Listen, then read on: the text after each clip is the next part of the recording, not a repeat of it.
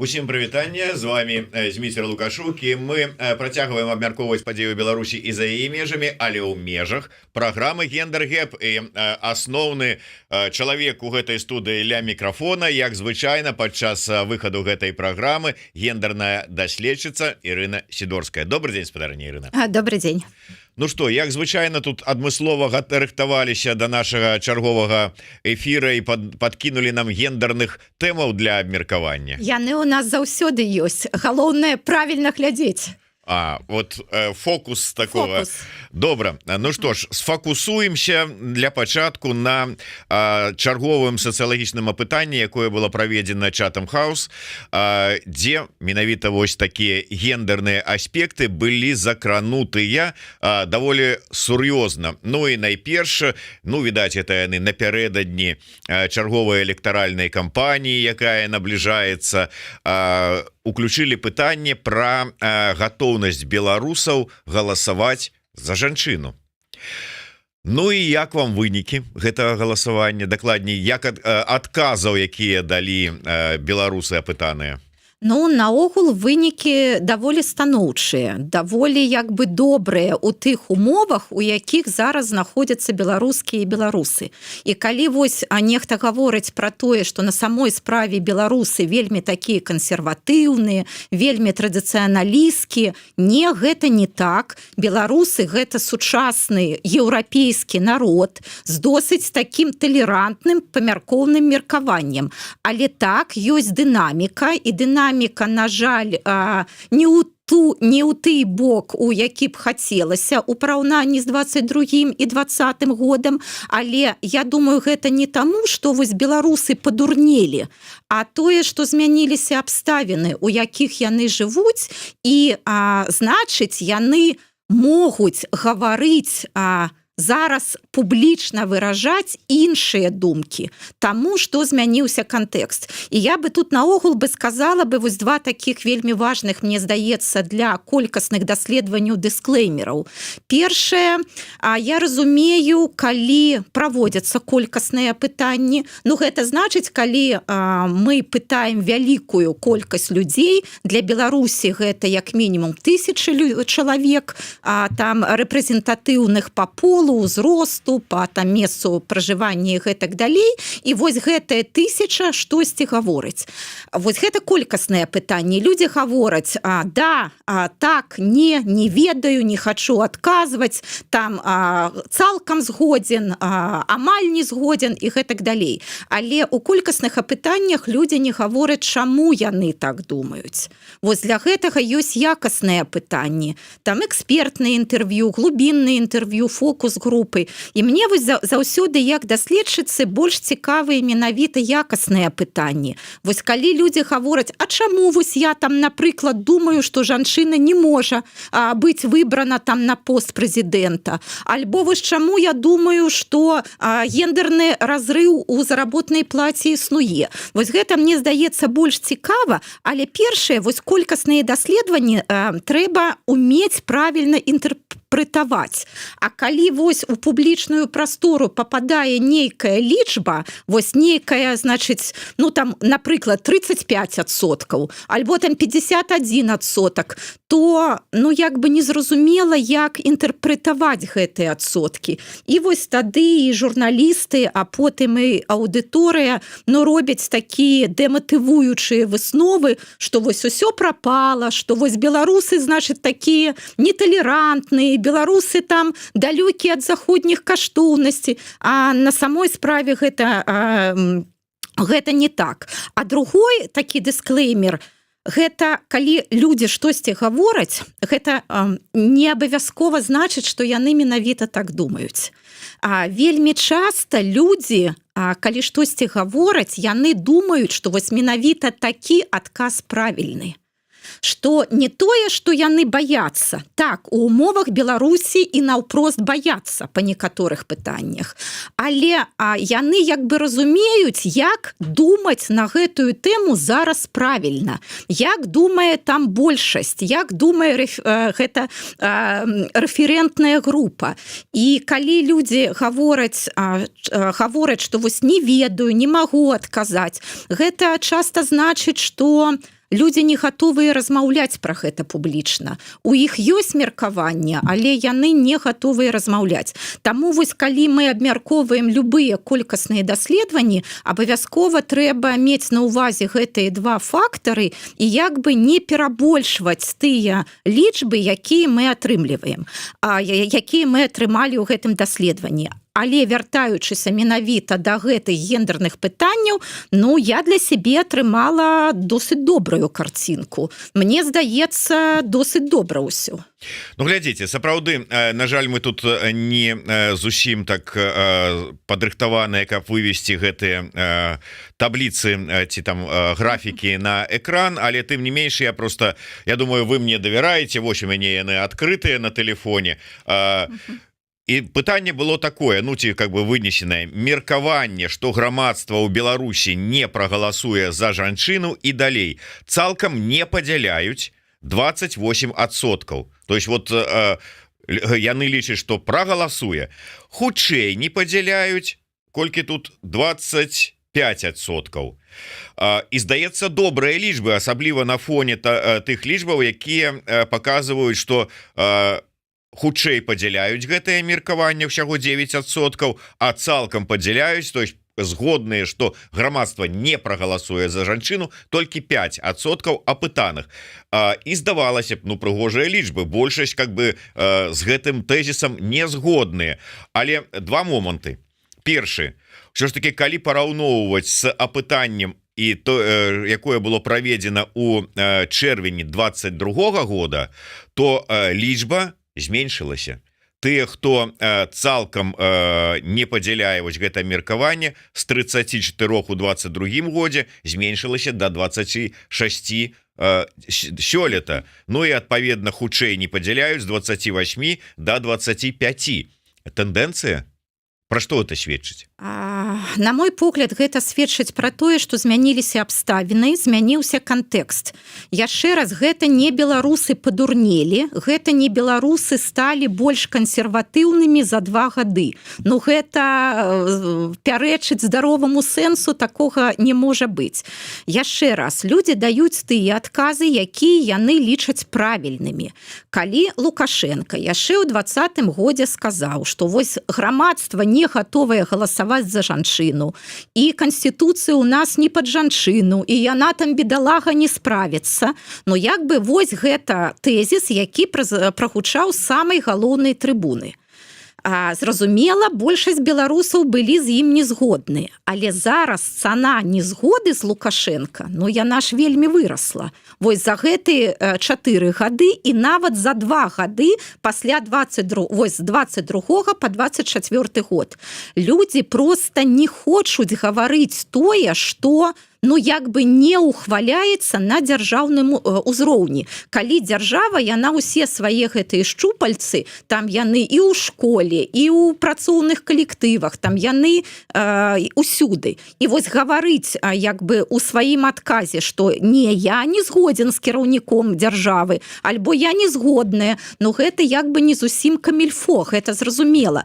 Таму вось я яшчэ раз, я думаю, што не беларусы змянілі свой пункт гледжання, а людзі проста не гатовыя пра гэта гаварыць. І таксама тут можна сказаць, глядзіце, вось Лукашенко сказаў, што канстытуцыя не пад жанчыну, але вось усе гэтыя змены ў канстытуцыі і прызначэнне Натальі Качанавай на пост старшыні Савета Рэспублікі, гэта ж і ёсць як бы супярэчанне вось гэтаму, што канстытуцыя не пад жанчыну. Фармальна сёння менавіта жанчына у выпадку, калі штосьці здарыцца з Лукашенко, менавіта вось жанчына Наталья Качанова, яна будзе займаць пост прэзідэнта. Як бы вось з аднаго боку прапаганда гаворыць, што значыць жанчыны на гэтае не здольны, а з іншага боку прызначаецца свая жанчына, якой як бы давяраеш, і вось яна будзе гэта выконваць. Таму я думаю, што тут усё ж таки даволі добра. Між іншым, вось калі мы параўнаем з Расіяй, у Расіі, ведаеце, у Расіі 68% згодныя з тым, што народ як бы не выбераць жанчыну на вось гэты галоўныя пасады. А у нас, вы самі сказалі, 9 і 5, 14. Вось у нас 14, а ў Расіі 68. Таму я думаю, што вось яшчэ раз гэта так дынаміка адмоўная, але яна паказвае перамены не ў свядомасці беларусаў, а перамены у дзяржаве, у грамадстве. Вось у 20-м годзе можна было выказваць сваё меркаванне, як бы людзі яго выказвалі. Ну, а зараз зразумела, але як бы людзі, скажам, карэктна вельмі абмежаваны. Ну, вось яны і гавораць, не ведаю, а можа так, а можа і не так. Ну, і нават я б яшчэ хацела сказаць, чалавек, хтосьці можа на самой справе думаць, што вось як бы лепшы кандыдат мужчына. Але калі як бы наступаюць выбары, ну, можа, напрыклад, прыходзіць такая жанчына у якасці кандыдаткі, ну вось такая выключная, і чалавек гаворыць, ну я як быццам і не за жанчын, а вось яна такая выключная кандыдатка, у яе дакладна ўсё атрымаецца. Альбо іншая сітуацыя, якая была у нас у 20-м годзе. Я думаю, што калі б, напрыклад, і засталіся кандыдатуры і Бабарыкі, і Цыпкалы, і Светланы Ціхановскай, ну, хутчэй за ўсё, большасць бы прагаласавала не за Светлану Ціхановскую. Але здарылася так, што вось была яе кандыдатура, і ўсіх іншых, за якіх не хацелася галасаваць, і беларускае грамадства вельмі добра за яе прагаласавала. Таму я бы не перабольшвала бы гэтыя вот лічбы і глядзела бы як на дыагназ не беларусам, а той атмасферы, якая зараз пануе ў беларускай дзяржаве. Ведаеце, вось тут супадаюць з вашымі думкамі меркаванне і кіраўнічкі цэнтра новых ідэй Лесі Руднік. Вось учора мы з ёй размаўлялі і таксама закранулі вось гэтае даследаванне, яго вынікі. Яна кажа, а вось асабіста я б звяртала найперш увагу не на тыя лічбы там падзяляюць ці не падзяляюць, а на тыя лічбы, якія вось абцяжарваюся адказаць альбо адмаўляюся адказваць. Так вось у параўнанні з 22-м годам, дзе лічба такіх вось, хто не стаў адказваць ці там спасылаючыся на нешта там не ведае 21%, то зараз у гэтым апытанні 36%. І гэта, ну, можна лічыць, што гэта как бы доказ ці пацверджанне вашых тэзісаў пра там застрашванне, там пэўныя засцярогі ў грамадстве, якія існуюць. І тут мы падыходзім, вот акурат такі ёсць пытанне ад гледача пад нікам Самавара, які піша: калі вы лічыце, што кантэкст змяніўся, гэта азначае, што ніякія даследаванні не маюць сэнсу, бо людзі не здольныя гаварыць. Не один раз мы ўжо чулі такое меркаванне, што вы нам даеце нейкія даследаванні сацыялагічныя цяпер у гэтых умовах, праведзеныя з-за мяжы у концлагеры, якім зараз знаходіцца, якіму даследаванню, вынікам даследавання праведзена ў концлагеры можна давяраць. Ну, гэта как бы, конечно, утрыравана, але, ну, вот в прынцыпе, і вашы словы, і пытанне ад нашага гледача. Усё ж таки тут ёсць разніца паміж гэтым пытаннем і маім меркаваннем. Усё ж таки трэба на штосьці абапірацца. Разумець, што гэта штосьці можа не абсалютная ісціна, а адносная ісціна, але на штосьці абапірацца трэба. Гэта было, мне здаецца, 18-я альбо 19-я хваля Чатем-хауса. Вось калі гэта значыць, што гэтае даследаванне праводзіцца перыядычна. І калі яно не адзін раз, альбо там не з розніцай у некалькі гадоў, а даследаванне праводзіцца перыядычна, ну і мы атрымліваем прыкладна адны і тыя ж лічбы, ну, значыць, мы можам гэтым лічбам давяраць. Але вось мой месседж пра тое, што не трэба гэтыя лічбы абсалютызаваць і трэба іх правільна інтэрпрэтаваць. Вось для мяне гэтыя лічбы, вось якія я раблю вынікі. Па-першае, усё ж такі з большасці ўсё добра у грамадскім меркаванні адносна палітычных магчымасцей для жанчын і праблемы абортаў таксама. А з іншага боку, я бачу, як змяніліся абставіны ў Беларусі. Вось менавіта, што расце вось гэтая шэрая зона людзей, якія не могуць альбо не хочуць пра гэта гаварыць. А гэта я бачу, што і працуе прапаганда, і тады я яшчэ больш бачу карыснасць, ну, напрыклад, нашай з вами працы. што мы пра гэта гаварым і даём людзям інфармацыю, якую яны могуць абмяркоўваць і зрабіць яе высновы. Но калі на самой справе прапаганда ўвесь час гаворыць, што пра гэтыя традыцыйныя каштоўнасці, пра прызначэнне жанчыны там нараджаць дзяцей, ну так можа хтосьці і думае, а можа штосьці ў гэтым ёсць, можа на самой справе там не трэба, каб у нас былі жанчыны прэзідэнткі, там міністркі і гэтак далей. Можа на самой справе толькі нараджаюць дзяцей. А у незалежныя медыа даюць іншую інфармацыю. Таму вось для мяне, калі павялічваецца гэтая шэрая зона, гэта яшчэ раз дыягназ умовам, у якіх жывуць людзі, і гэта, не ведаю, матывацыя для нашай з вами працы. Але глядзіце, ці немагчыма вот такое, я не ведаю, змена меркавання. Вот вы кажаце, што кантэкст змяняецца і змяняюцца меркаванні і стаўленні і пазіцыі людзей. Можа хтосьці пачынае баяцца, можа хтосьці мяняе сваё меркаванне. Рознае ж бывае пад уплывам таго ці іншага там прапаганды, таго, што назірае вакол і гэтак далей. А давайте звернемся ад таго пытання, бо яно праводзілася ўнутры Беларусі, паглядзім на сітуацыю тут вот знешне. Мы тут маем, умоўна кажучы, прэзідэнтку элект. Мы тут маем свабоднае, беларусаў у свабодным грамадстве. Ці не даводзілася вам чуць такое меркаванне, што на той момант вот прагаласавалі, гэта быў добры выбар, жанчына там Ціхановская і гэтак далей, а зараз вось сітуацыя паказвае, што 4 гады прайшло, ніякіх перамогі няма, муры не рухнули і гэтак далей. І вінаватая ўсім Ціхановская. Да, і вінаватая Ціхановская. Вот, Ціхановская, зразумела, тут можна беспасарэдна, таму што яна лідарка. А можна і так, што вот калі б на гэтым месцы быў мужчына, можа быць, тады б нешта было інакш. Гэта такая вельмі распаўсюджаная маніпуляцыя, і не абавязкова была жанчына, каб быў мужчына. Гэта ж заўсёды нават у яго не атрымалася, а у мяне б усё было б добра. На жаль, такое ёсць, і вяртаючыся менавіта да гендернай да гендерных стэрэатыпаў, інакш гэта і не назавеш. Таму мы з вами робім зараз сваю справу, што гендерныя стэрэатыпы, яны можа найбольш жывучыя, найбольш такія распаўсюджаныя.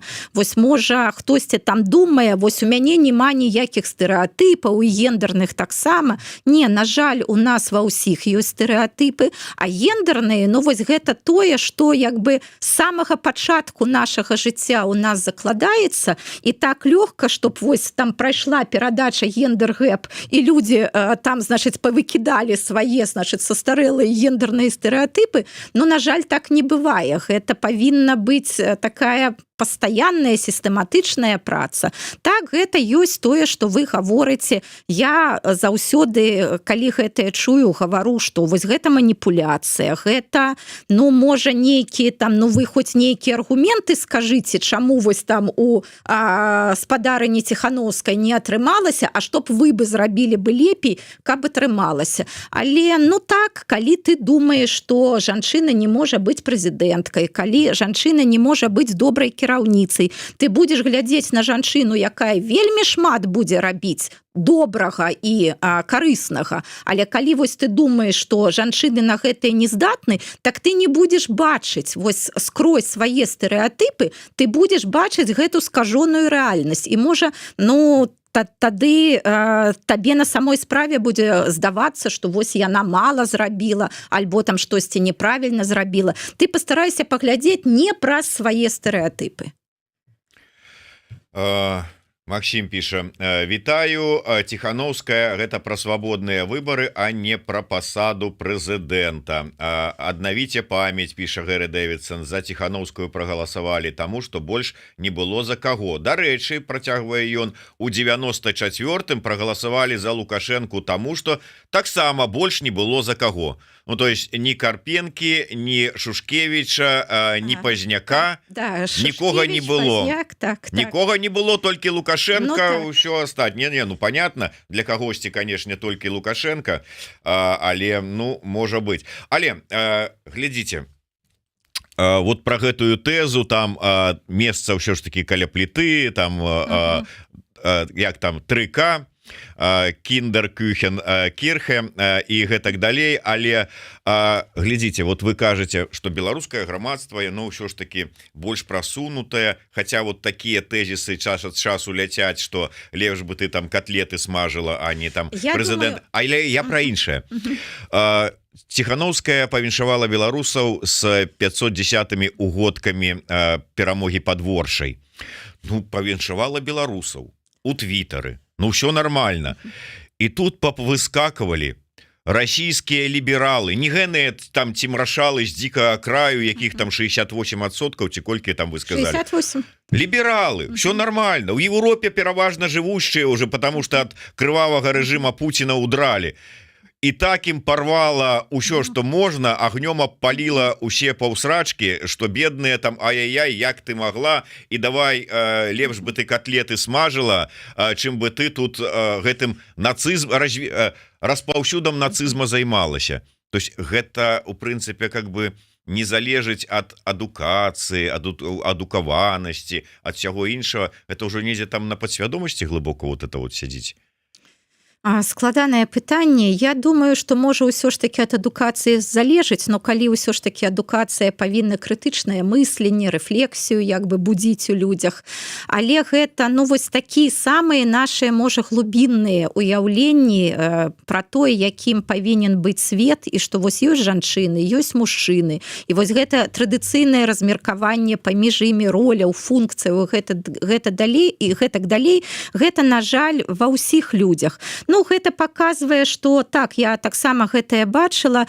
Ну, так, расійскія лібералы праблема дэкаланізацыі для іх, ну як бы бачыце, якая балючая. Яны усе хочуць, каб усе як бы любілі гэтую Расію, і вось як бы і гэтае мінулае не хочуць прызнаваць і гэтак далей. Вось калі яны бачаць, што вось асабліва суседнія народы неяк там разыходзяцца з рускімі вось па такіх пытаннях, то гэта ім вельмі баліць на самой справе, але так яны не маюць ну ніякіх аргументаў і пачынаюць вось гэтую мізагінію, пачынаюць гэтую гендерную дэзінфармацыю, што вось лепей, што ты ні ў чым не разбіраешься, лепей бы ты там котлеты смажыла і гэтак далей. Я вось мыслю як выкладчыца, я думаю, ну вось колькі для студэнтаў зараз эмпірычнага матэрыяла для нейкіх там курсавых прац, дыпломных прац і гэтак далей. Вось як бы ну вось яго колькі можна гэта ўсё аналізаваць, рабіць як бы вывады з гэтага.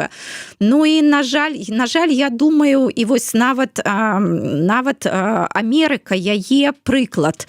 Вось цемнаскуры прэзідэнт быў. А вось ці будзе прэзідэнтка жанчына, паглядзім. Надзеі ёсць, але як бы ну паглядзім.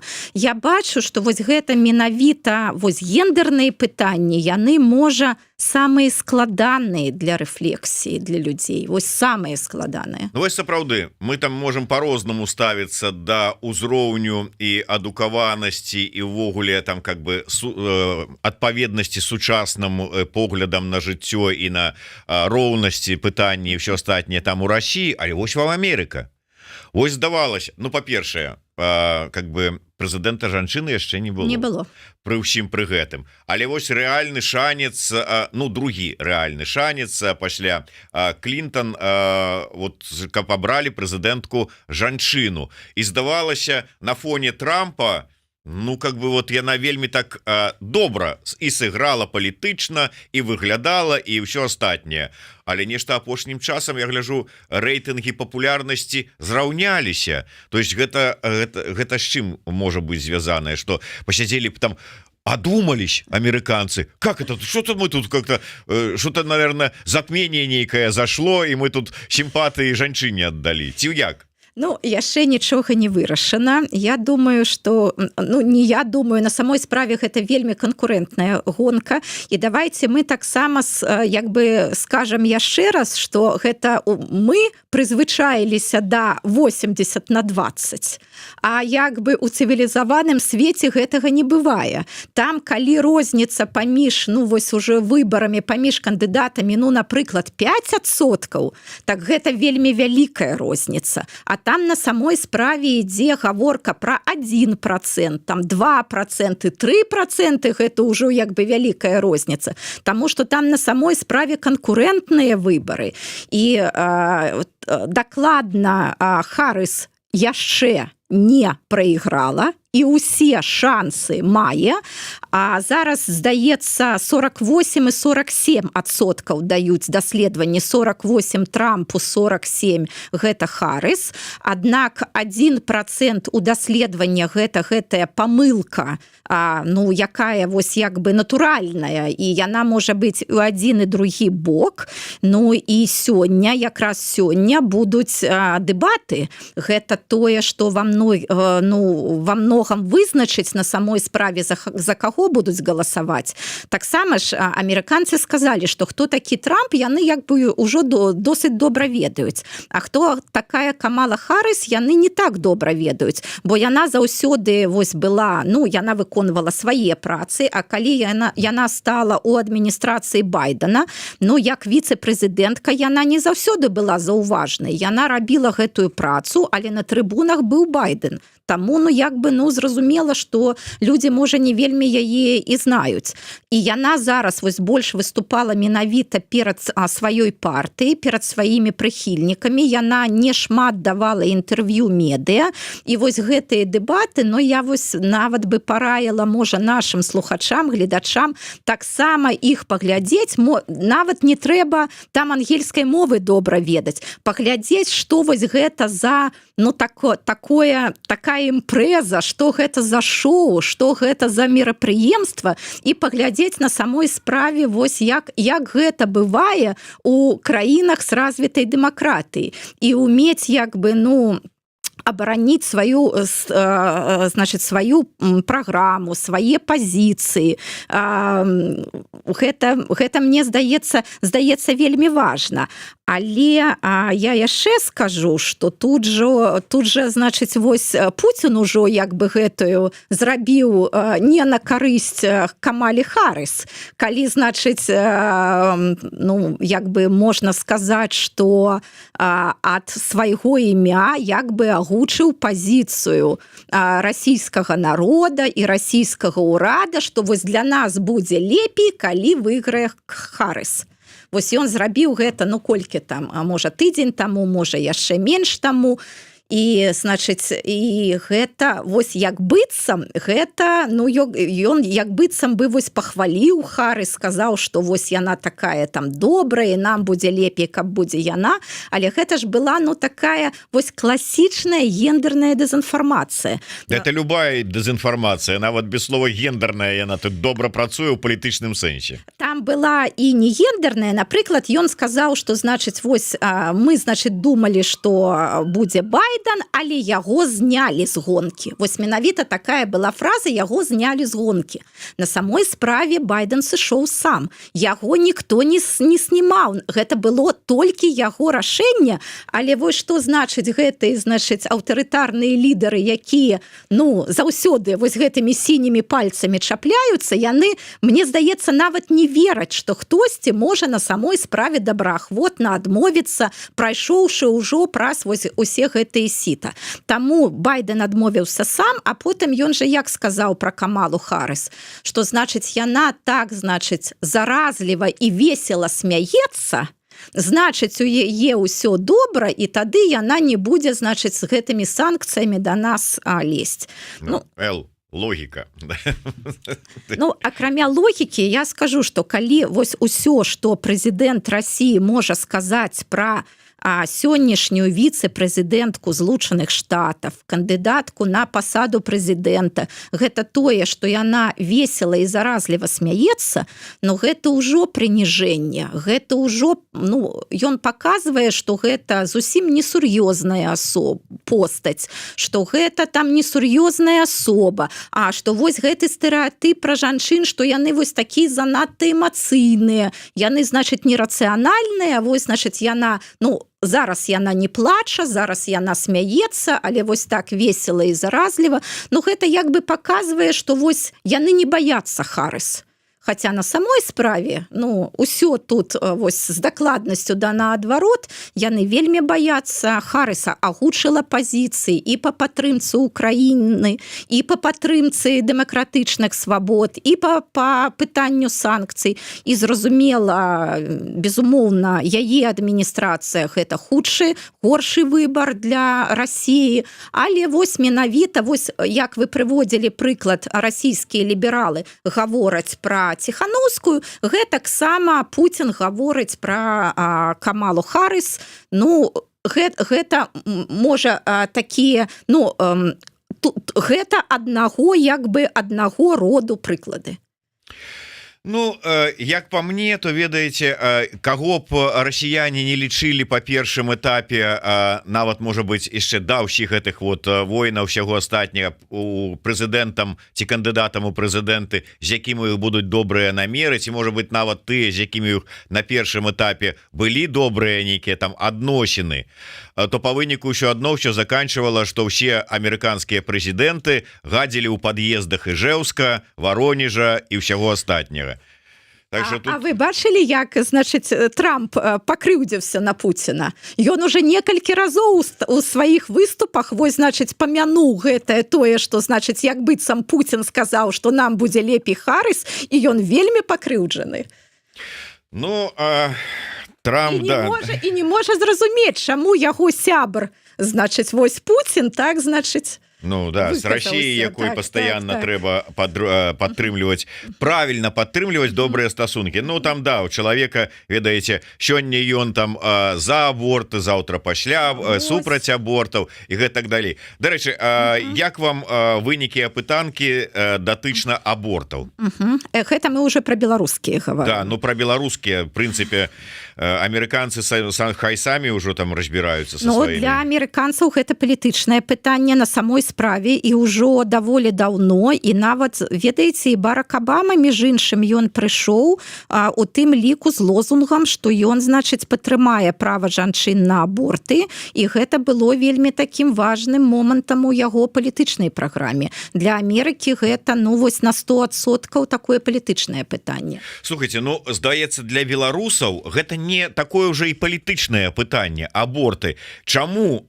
Вот я тут зачаплюся за гэтую, як мне подказала Леся Руднік, чаму тых, хто не ведае там ці не можа адказаць, у параўнанні з 22 годам, у 24 годзе колькасць павялічылася з 20 до 27%. Чаго тут баяцца? Ці што тут не так з гэтым пытаннем? Так, па-першае, ўсё ж такі большая палова беларусаў дакладна гаворыць, што яны цалкам альбо часткова за дазвол, за магчымасць рабіць аборты. 52%. Большая частка ўсё ж такі, што аборты павінны быць дазволены ва ўсіх альбо ў большасці выпадкаў.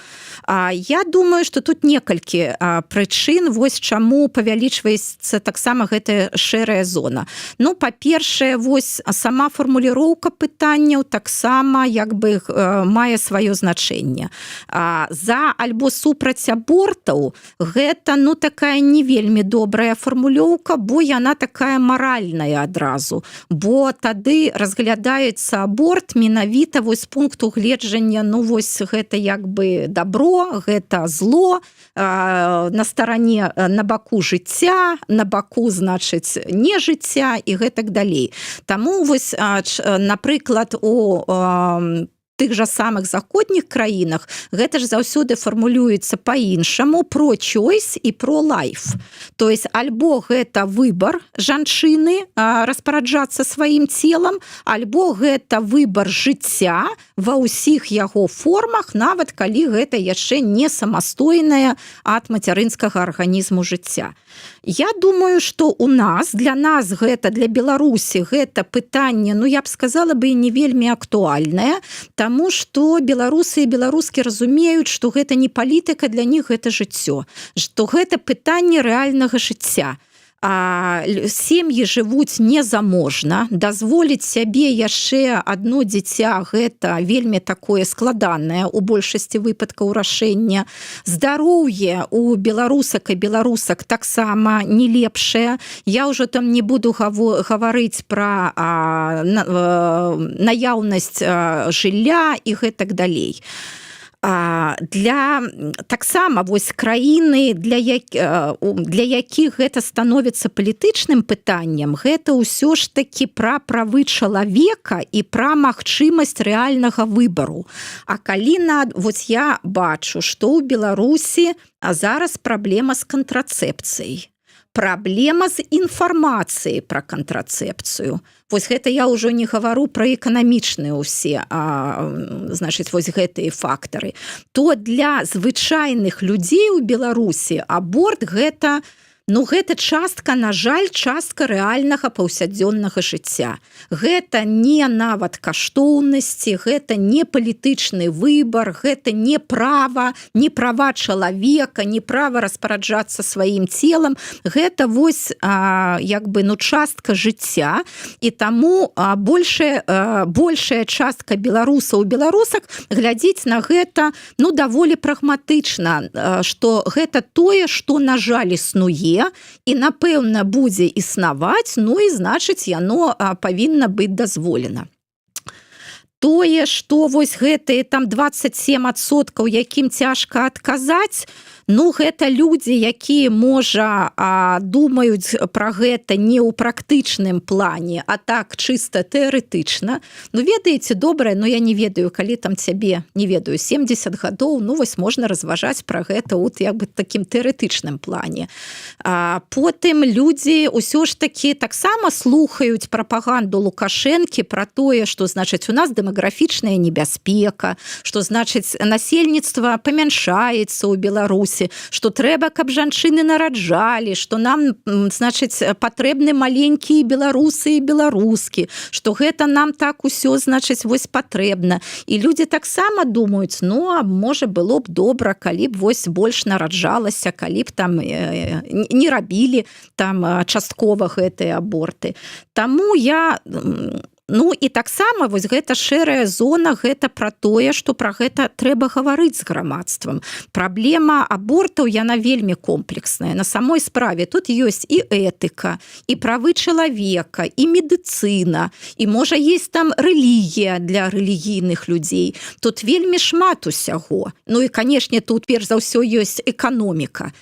І вось, гэта, значыць, праблема для нейкіх публічных размоваў, нейкіх дыскусій, нейкіх апытанняў і гэтак далей. Але ў большасці я думаю, што, вось, між іншым, звярніце ўвагу, вось, калі Лукашенко гаворыць пра традыцыйныя каштоўнасці, тэма традыцыйныя сямейныя каштоўнасці, тэму абортаў, мне здаецца, амаль ніколі не гучыць, бо ўлада разумее, што лепей не чапляць гэтую тэму, што гэта, не тое, што падтрымаюць.